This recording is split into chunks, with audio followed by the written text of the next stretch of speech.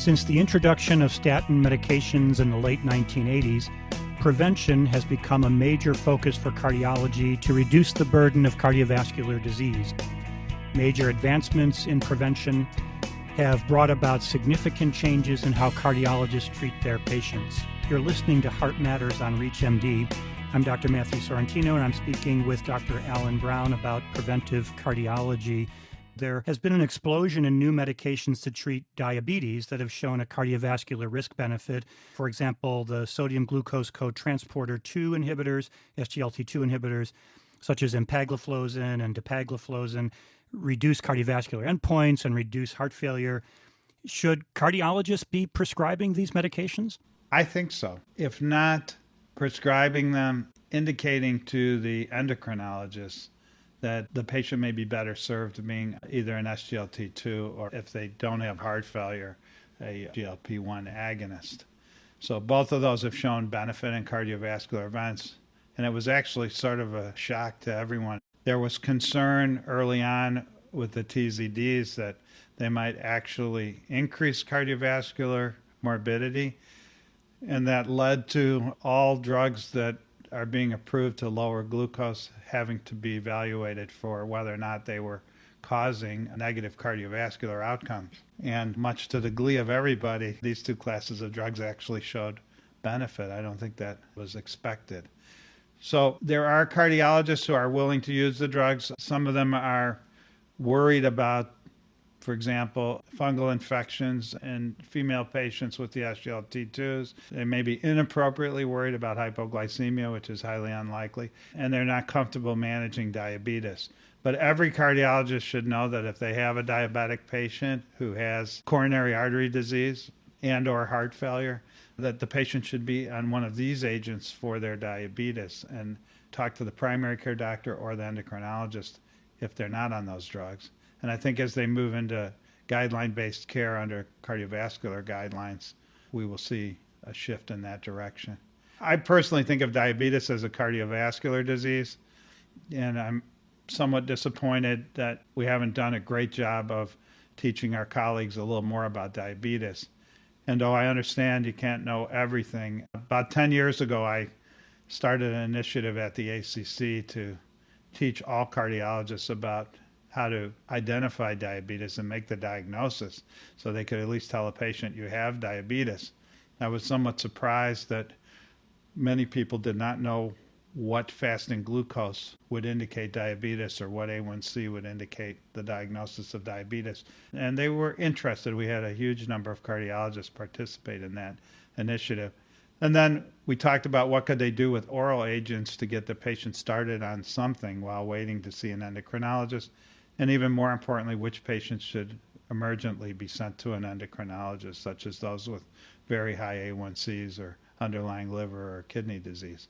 And the ball kind of got dropped on that. I think all of us get a lot of training on what types of drugs reduce cardiovascular risk in diabetics, and much less so about the nuts and bolts of the diagnosis of diabetes, so that we have the courage to tell our patients, you are a diabetic. And I'll just finish with why that's so important. A great endocrinologist who's now retired, Steve Hafner, kind of coined the term the ticking clock phenomenon. And what he talked about was patients start to gain weight and get insulin resistant.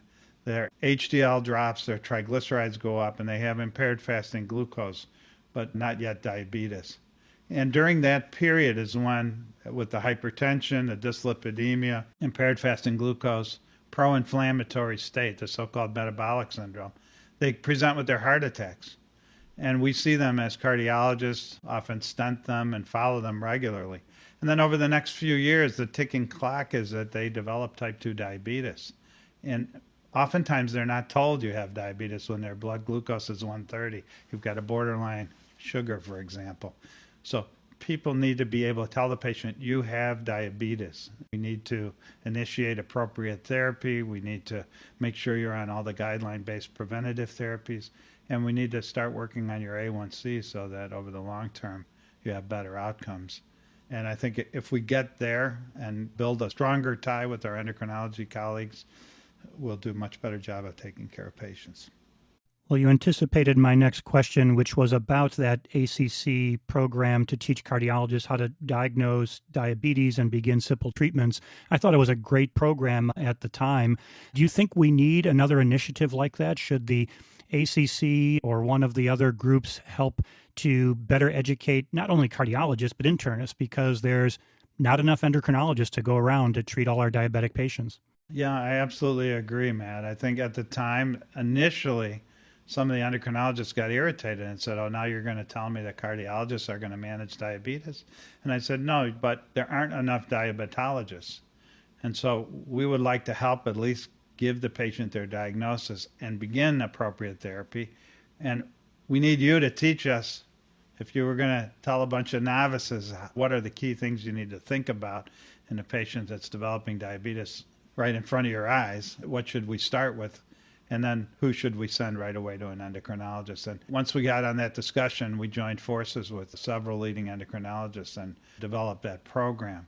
And I do think that probably we should go beyond what happened then. We need cardio-diabetic clinics. And as someone who's very interested in the future of healthcare, I don't think we're going to be managing everybody in super specialized clinics. But I do think the benefit of starting such a clinic where endocrinologists and cardiologists are working together to manage patients is that we learn the best practices, we learn how to make more simple algorithms, and then we can be at the pulpit to teach our army of nurse practitioners and primary care doctors what the best practices are. Sergio Fazio has done something like this up at Oregon Health Sciences, where he has a real preventative clinic that includes endocrine, internal medicine, cardiology, and they manage all the risk factors in the patients who are at risk. And though I don't think there's enough specialists in the world to handle all of our future diabetics, I do think that those kind of centers really help develop protocols that could be set out to the masses. And in fact, that's our obligation. We become irrelevant when we tell everybody, only I know how to manage patients. You should send all your patients to me. We really make a difference in the world when we say we're going to take care of those really difficult, complex patients, but we're going to teach everybody else how to do a better job of taking care of the more common issues. And that's when we really make a dent at prevention. Well, thanks, Alan, for your insight into the state of prevention today. It was great to be able to discuss this with you today and see how the field is changing and continuing to grow. Thanks so much for joining us. Thank you very much, Matt. I'm Dr. Matthew Sorrentino. To access this episode and others in this series, visit reachmd.com/heartmatters, where you can be part of the knowledge. And thanks for listening.